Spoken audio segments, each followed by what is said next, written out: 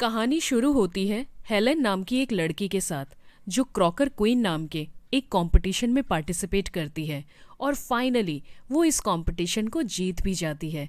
अब हमें हेलेन के 3 दोस्तों को दिखाया जाता है, जिनके नाम होते हैं बैरी, जूली और रे। ये तीनों हेलेन की जीत से बहुत ही खुश होते हैं और अब ये चारों मिलकर इस जीत का सेलिब्रेशन करते हैं। सेलिब्रेशन करने के बाद देर रात जब वो अपनी कार से एक हाईवे के थ्रू वापस आ रहे होते हैं, तो गलती से उन लोगों की कार से एक आदमी आकर टकरा जाता है, जो बहुत ही बेरहमी से कुचल जाता है।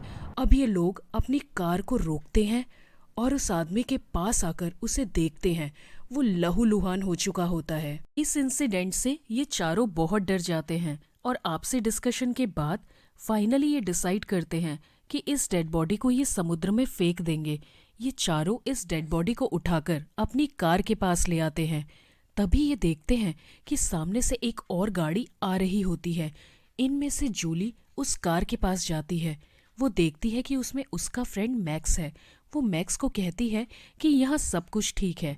ये सुनकर मैक्स वहाँ से चला जाता है। अब ये चारों एक फ्लाईओवर से नीचे उतरते हैं और उस डेड बॉडी को पानी में जैसे ही फेंकने वाले होते हैं, वो डेड बॉडी का हाथ हेलेन के सर को पकड़ लेता है। यानी वो आदमी मरा नहीं था, वो अधमरी हालत में था। उसके बावजूद भी ये लोग उस आदमी को पानी में फेंक देते हैं। गलती से वो आदमी हेलेन का क्राउन भी अपने साथ ले जाता है। ये हेलेन का वही क्राउन था जो उसने क्रॉकर क्वीन कंपटीशन में जीता था।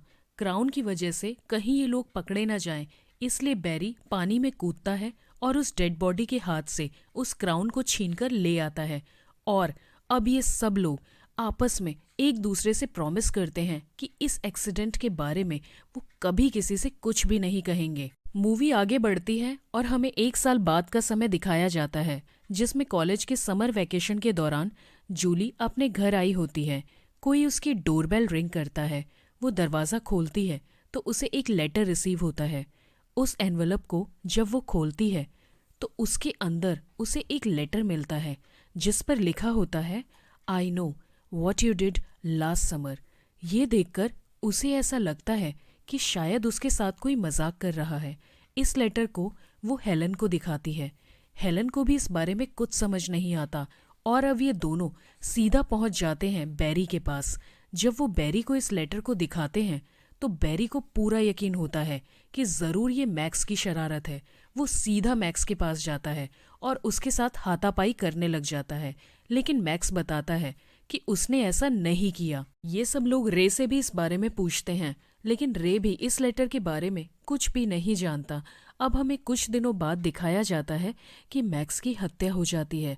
दरअसल वो कातिल मैक्स को एक हुक से मार देता है। इस इंसिडेंट के कुछ दिनों बाद मैक्स के जिम के लॉकर से बैरी को एक नोट मिलता है, जिस पर लिखा होता है, आई नो। और उसके बाद वो कातिल बैरी का एक्सीडेंट करने की भी कोशिश करता है, लेकिन बैरी बच जाता है।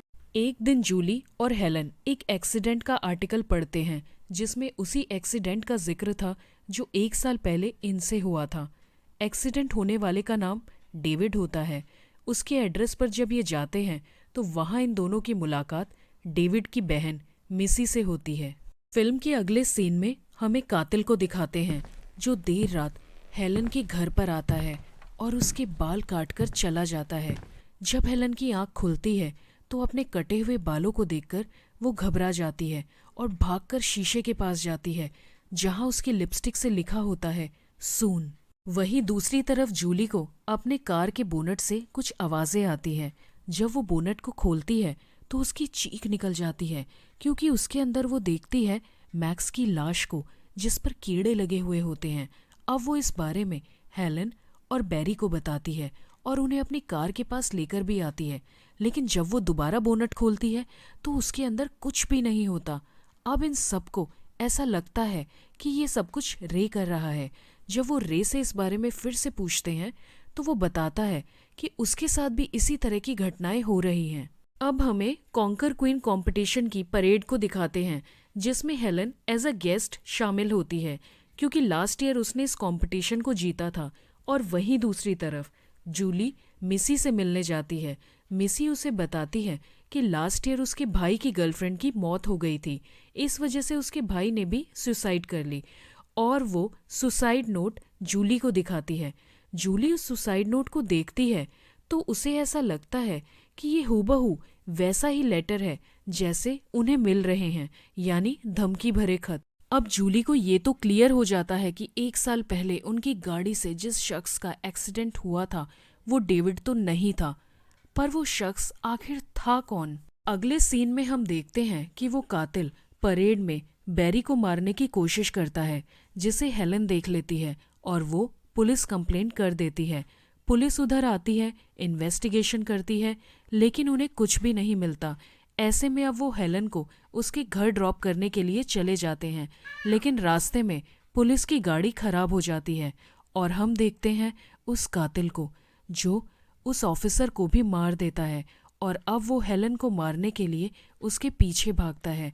अपनी जान बचाते हुए हेलन भी एक शोरूम के अंदर घुस जाती है और वहाँ के 2nd फ्लोर की विंडो को खोलकर वहाँ से सीधा नीचे कूद जाती है और गलियों और घरों के बीच से होते हुए अपनी जान बचाने के लिए आगे भागती है। लेकिन तभी उसकी नज़र अपने कातिल पर पड़ती है जो उसे मार डालता है। हेलन की चीख को कोई भी नहीं सुन पाता क्योंकि वहाँ पर उस टाइम परेड का शोर था। वहीं दूसरी तरफ जूली बोट पर काम कर रहे रे के पास जाती है और उसे बताती है कि हमने जिसका एक्सीडेंट किया था वो डेविड नहीं है, वो कोई और ही शख्स है जिसने डेविड का भी कत्ल किया है और अब हम सबको मारना चाहता है। जूली और रे आपस में बात कर ही रहे होते हैं कि तभी वहां पर एक अनजान शख्स आता है और दोनों पर हमला करता है।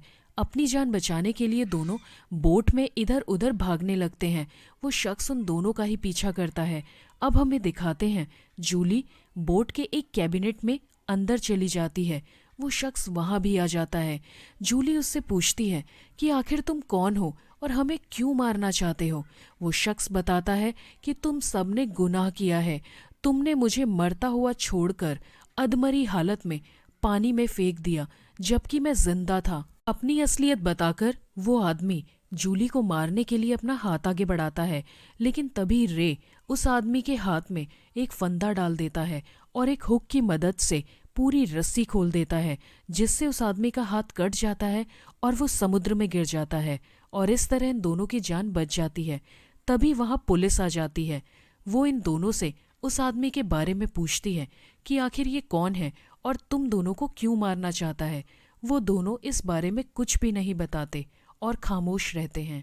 दरअसल ये हत्यारा डेविड की गर्लफ्रेंड सुशी का डैड था, जो अपनी बेटी की मौत का जिम्मेदार डेविड को समझ रहा था और इसलिए उसने डेविड को मार डाला और उसके कुछ देर बाद ही वो इन लोगों की गाड़ी से टकरा गया और फिर उसके बाद उसने इन सब से बदला लिया। फ्रेंड्स, अगर आपको ये एक्सप्लेनेशन पसंद आया हो तो प्लीज़ मेरे चैनल को ज़रूर सब्सक्राइब करें, जिससे मैं मोटिवेट हो सकूं और आपके एंटरटेनमेंट के लिए इसी तरह की और वीडियो लेकर आ सकूं। तो मिलती हूं अब आपसे अगली वीडियो में। तब तक के लिए bye bye and take care.